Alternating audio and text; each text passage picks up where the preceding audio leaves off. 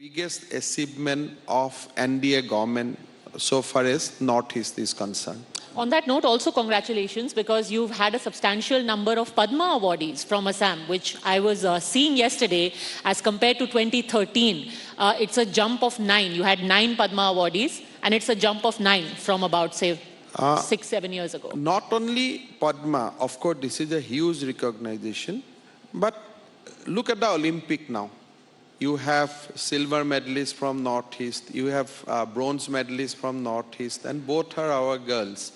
So in every sphere, Northeast has arrived, India has arrived in Northeast, and Northeast has arrived in India's main landscape. That is what I would like to emphasize. You know, I'm going to take you up on the second point that you mentioned. You said in terms of the challenge being addressed, the second point you named is peace.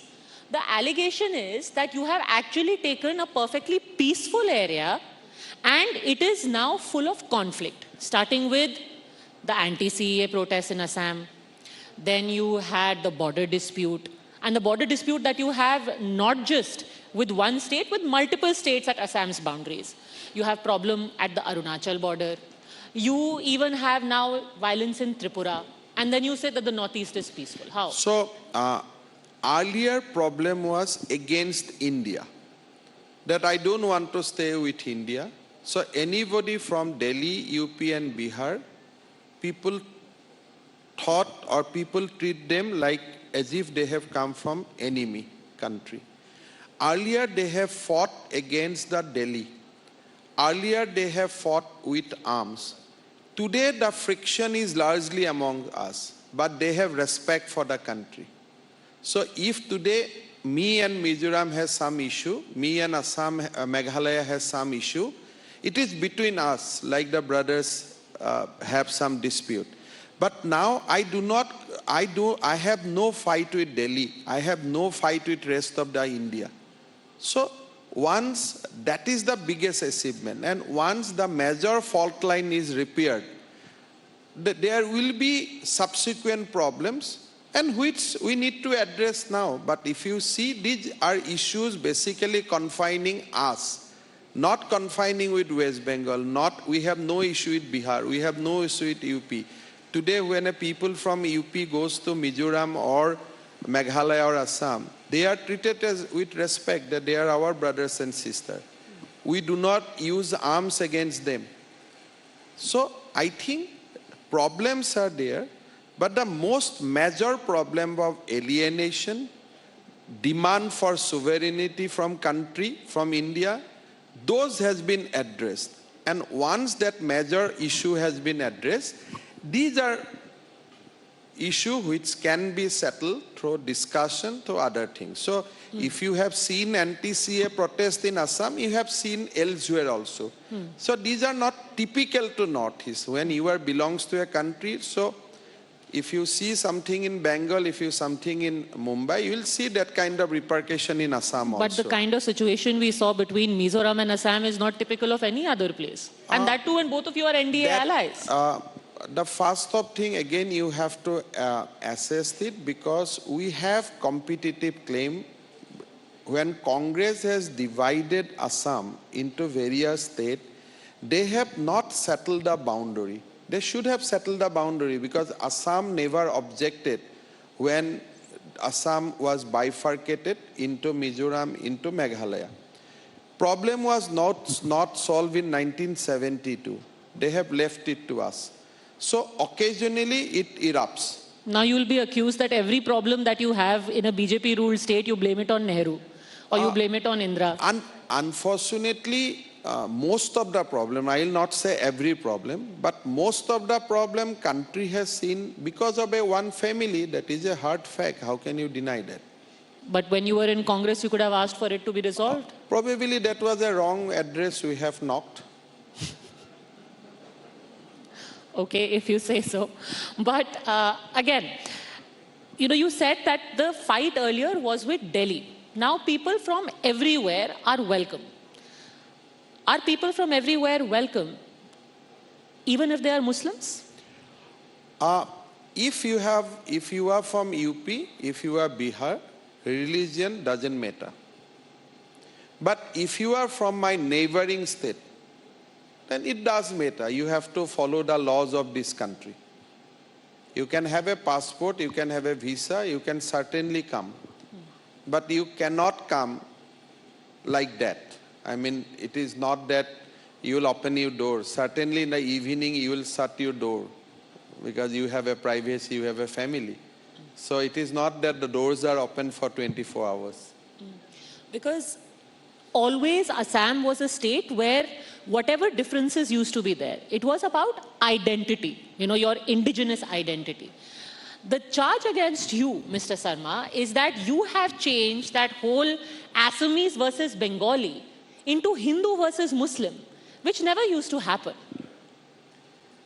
Not like that. First of all, immigrant people has posed a threat to Assam culture and identity. Earlier, we are not very vocal because we did not realize the threat. But once the communal politics was started by the other side, obviously people of Assam has responded.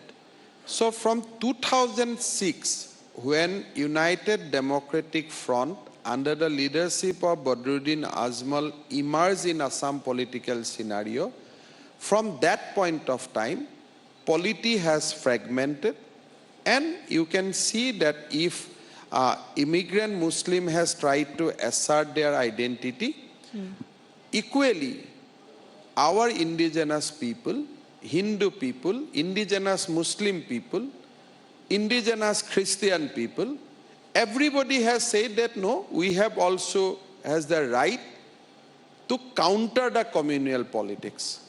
So it is nothing to do with me. It has started in 2006. Probably you can accusing me that I am trying to assert Assamese identity, assert Hindu, Christian or indigenous identity more vocally. But is it about your indigenous identity when you bring up the issue of Jinnah? What does Jinnah versus and a Hindu identity have to do with Assam? In Assam, you say ki we are giving medical colleges, these people are building madrasas. Then you are also insulting the Assamese Muslim. Yeah. When you say that they make mullahs, we make MBBS. So, then you are also talking about the Assamese Muslim. So basically some people in Assam, through the madrasa education, they want to make mullah. I said that I want to establish a medical college and I want to make you doctor. Now, where is the problem in that line? Do you want mullah?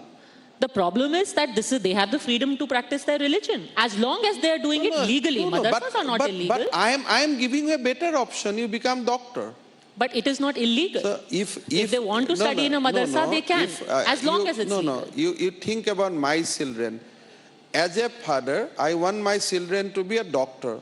So if I go to a Muslim population and say that I want to make you doctor, I want to establish a medical college, I think they should feel happy with that. What is wrong in that? Sure, that is a choice. As the government, you make a medical college and leave it to the people whether they want to go send somebody to a medical college or a madrasa. This is part of my freedom of expression that look, I want you to be a doctor, I don't want you to be a mullah. Choice is theirs, of course. The reason why I ask this is because it opens up fault lines. In a region which anyway has many ethnic divides or disagreements, let's call them, various tribes, can you really afford to have a communal divide? Padmaja, look, these are the things which left propagated. Everyone should go boldly into a Muslim area and they must say, stop this madrasa and convert it to a general education school, make your life better. I mean, you must have guts to say that even if it creates fault line. You're saying that madrasa should be banned? I'll not say ban, but it should be closed down by the community themselves. Then let me ask I have no right to ban under the Constitution of India, but government madrasa I have banned. I have stopped giving finance to all the government madrasa. You need a new set of politicians who at the cost of losing votes goes to the Muslim population, say, look, if a Hindu girl can become a PhD scholar, if a Hindu girl can be a doctor, how can you force your daughter to be on certain limitation? How can you force your daughter to be son to be some kind of a madrasa educated student, not a doctor? Basically, these are their parents' choice. I have discussed with various students who studied in madrasa. I said, what do you want to be? They said that I want to be a doctor. Then I said, brother, bhai, you are studying here, this school will not lead to a doctor. He said, is it? Is it so? I can't be a doctor. So it is the parent or the circumstances which led them into madrasa. But you ask them, what is your aim in life? They will say, I want to be a doctor, I want to be an engineer. So you must be vocal at the cost of losing votes. And you must say that time is now over. Stop this kind of education and bring proper general education among the community. And most of the people who campaign for madrasa, they have not put their children in the madrasa. You know, when you say that I can make this bold comment at the risk of losing votes, are you trying to project yourself as a Hindu face, you know, a Hindu Hriday Samrat as it were? फायदा क्या है उससे? फायदा ये है कि आपको consolidation मिलेगा हिंदू वोट का? मिलेगा. I mean, first of all, that if I go to a Muslim area, say that I want to make your children a doctor, actually you might lose very rightist kind of Hindu votes. That is a more risk things, a more hard option I am exercising. Are you are trying to make Muslims doctor? So you're saying so if I am running the risks, I am running the risks of losing Hindu population. By oh look, madrasa hai rehne do na, why you are going there and taking care of them? But at the cost of losing Hindu votes, if at all, I have gone to Muslim area and I have said, shut down your madrasa, make it to a medical college or a general schools. And I did that with 600 schools so far. Now let's move beyond that and go back again to your border dispute. Is Assam getting the reputation of playing big brother, even in the differences that we had in, with Mizoram? There the ministers felt, or the chief minister said, that you're talking down to us. You decide where we will put our post. You decide where our people will set up their shops. Arunachal also has a problem with you. Padmaja, first of all, I'd not like to go back to that dispute. But the factual point is that Assam lost 6 of their policemen and we have not fired a shot in counter. If you lost 6 policemen on the spot and still you are not firing back, that shows how much you respect your neighbors. And when it comes to an Indian state, when you come to your same family. So I think history, and if you go today also, there is a pain in the hearts of Assam police personnel that we have not been allowed to counter. But that is the factual situation, that Assam has exercised that kind of restraint. And I think we should continue to do that. And I have openly requested Government of India, come, show us the line, whatever line you have shown, we'll respect that. That is not a big issue. Let us have a discussion. And today we are discussing with Meghalaya. Hopefully soon we are resolving the conflict. And we are working on a particular set of guideline. And I firmly believe that these disputes will be matter of past soon. Is it possible that there are certain elements who are deliberately working to create fissures between the different states? There will be. But as a politician, our duty is to keep aside that, and we should bring durable peace in the region because we need to prosper. So I am sure that within our tenure, we'll see a complete culmination of the border dispute. We are taking step on that direction and we'll achieve it. I am confident about that. Because even in the dispute that took place, where the firing happened, there were some reports about some illegal settlers. How big a problem right now is illegal settlements in the Northeast? Look, yesterday also we have evicted few thousands of family from a reserve forest. We have reclaimed almost 3,000 hectares of land from a reserve forest. So encroachment of government land, illegal settlers, these are the real hard issue. But you have to make it a difference between case to case. So you cannot evict a huge lots of population from a particular land because they are illegal settlers, because you have to give them alternative. So we prioritize when it comes to reserve forest, when it comes to temple and Satra's land, we evict them from there. Otherwise, you have to accept certain things as a compulsion.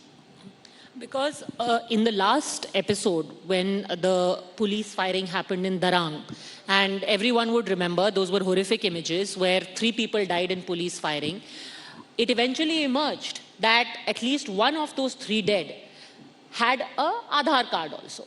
And yet there were people who were being evicted from the land that they were occupying. No, Padmaja, you should Which not. is why the argument that because they were... The left liberal are very good in diverting people's mind. Even a foreign citizen can have Aadhaar in India. So Aadhaar is not proof of citizenship. In Assam, citizenship proof will emerge from the National Register of Citizens, which are in the final stage at the direction of Supreme Court. But anybody can have a Aadhaar. There is no restriction. You just go to a Aadhaar Kendra and said, I want a Aadhaar. You are entitled for Aadhaar. Because the act itself says that Aadhaar is not actually means that you are a citizen of India. But would the action have been of the kind that we saw when your eviction drives take place if the name of that man would have been Shekhar and not Saddam Hussein? Issue is that government doesn't want to fire anyone because they are our citizen, or otherwise also even if they are not citizen, they are unarmed. But in certain point, certain situation emerge where you have to take some action, not with happily, but those are the situation, those are the action decided by the officer in the field. But on this incident, I have requested, and I was in discussion with them, they said that we'll go out peacefully.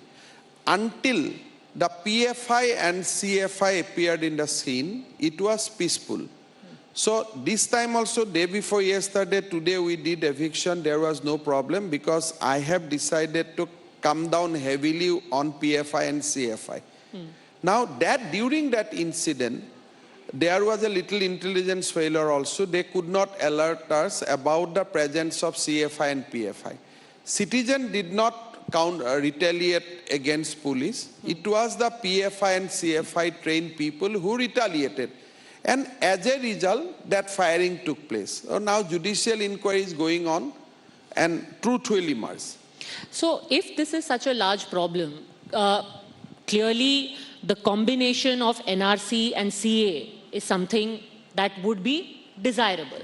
How will you deal with CAA? Because the deadline of January 2022, that is the time until when some space has been sought by the center.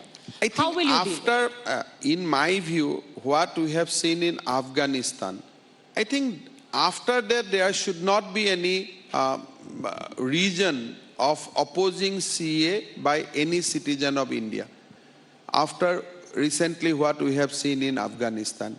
And I am sure that government of India will take that call and they will come out with the rules. So as a state government, we are not directly involved, but I am sure that there is now a better appreciation of the fact that why Modi government has to pass CA. So, as the Chief Minister of Assam, would you support the settling of and the granting of citizenship to Bengali Hindus from Bangladesh and them becoming citizens of India, maybe in Assam? India belongs to Hindu.